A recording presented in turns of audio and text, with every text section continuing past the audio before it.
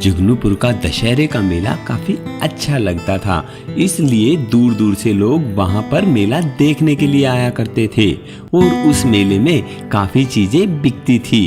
पर इसी तरीके से उस पूरे मेले में सिर्फ मुकेश का ही ढाबा था, इसलिए मुकेश काफी लालची हो गया था। वो अपनी मन मर्जी के तो दाम देता था और लोगों को लाइन में खड़ा रखता था, उन्हें अच्छा खाना भी नहीं खिलाता था और सोचता था यहाँ पर सिर्फ मेरा ढाबा है, यहाँ अगर राजा भी आएगा तो भी लाइन में लग के ही खाना लेगा और मेरी मर्जी से ही खाएगा। मुकेश ऐसे सोचते हुए पूरे मेले में अपनी मनमानी चलाता था। दशहरे की बात है, नितिन भी उस मेले में घूमने के लिए आया था अपनी फैमिली के साथ, अपनी बीवी और बच्चे को लेकर। तो उसके बच्चे ने जिद की, पापा पापा देखो ना, वो बाहर ढाबा है और वहाँ कितनी भीड़ भी लगी है, चलो वहाँ पर कुछ खाते हैं ना। तो नितिन ने सोचा क्यों ना आज बच्चे को बाहर ही खाना खिलाया जाए। तो वो ढाबे पर गया और वहाँ से टोकन लिया और लाइन में लग गया। पर काफी देर से वहाँ पर उसका खाने का नंबर ही नहीं आ रहा था और नितिन को देर भी हो रही थी। तो नितिन मुकेश के पास गया और बोला, भाई देखो तुम्हारे ढाबे पर काफी भीड़ लगी हुई है और मेरे पास इतना टाइम है नहीं, तो आप ऐसा करो, अपना टोकन वापस ले लो और मुझे पैसे दे दो। नहीं नहीं, ऐसा नहीं हो सकता, मेरे ढाबे पर जो आएगा उसे खाकर ही जाना पड़ेगा और मैं पैसे वापस नहीं देता। तुम्हारे पास टाइम नहीं है तो तुम ऐसे ही जा सकते हो, पर पैसे वापस नहीं मिलेंगे। भाई ये तो गलत बात है, तुम एक तो इतना महंगा खाना देते हो, ऊपर से लोगों को इतना इंतजार करवाते हो। गलत क्या, यहाँ पर अगर राजा भी आएगा तो भी लाइन में लगेगा, तुम क्या चीज हो।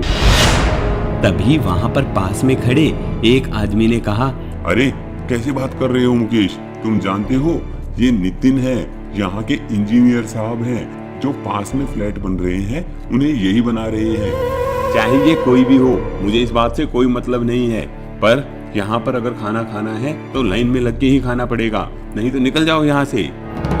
तभी नितिन ने सोचा, इस इंसान का घमंड तोड़ना पड़ेगा, यहाँ पर कंपटीशन नहीं है ना, इसलिए ये इतना बोल रहा है और ऐसे ही लोगों को लूटता है। वैसे भी ये 20 रुपए की चीज 100 रुपए में बेचता है, मैं इसे देख लूंगा।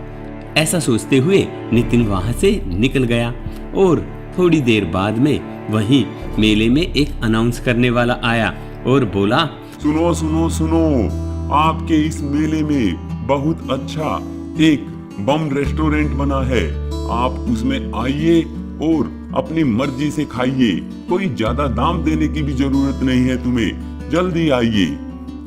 सारी भीड़ ने वो सुना और वो उसके साथ में चल पड़ी। तभी वहां पर सामने जाकर देखा एक बम जैसा रेस्टोरेंट वहां बना हुआ है। वो दिखने में एक बड़ा सा सूतली बम लगता था, लोगों को वो बहुत अच्छा लगा। तो वो उसके अंदर घुसे तो वेटर लोगों के पास ऑर्डर लेने के लिए आया और बोला, साहब जी आपको क्या चाहिए, अनार रोटी या फिर फुलझड़ी, राजमा या फिर चक्री पनीर। लोगों ने ऐसे ऐसे नाम सुने तो वो बहुत खुश हुए और काफी इंजॉय भी किया। साथ ही उसका टेस्ट भी अच्छा था और रेट भी कम था और उसका मालिक था नितिन। तो नितिन ने एक बम वाला रेस्टोरेंट बनाया अपने नए तरीके से। अब मुकेश के पास भीड़ आनी बंद हो गई तो मुकेश काफी परेशान हुआ।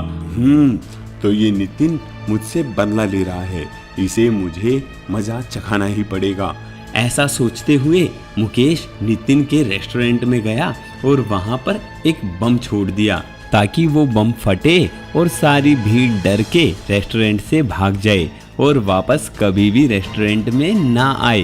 पर ये फटा क्यों नहीं? मुकेश ने देखा कि उसने जो बम छोड़ा है वो फटा नहीं, तो वो उस बम के पास गया और उस बम को उठाकर देखने लगा। वो जैसे ही उसे देख रहा था वो तभी उसके हाथ में फट गया और उसके सारे कपड़े काले हो गए। सब उसे देखकर हंसने लगे और कहने लगे, जैसी करनी वैसी भरनी।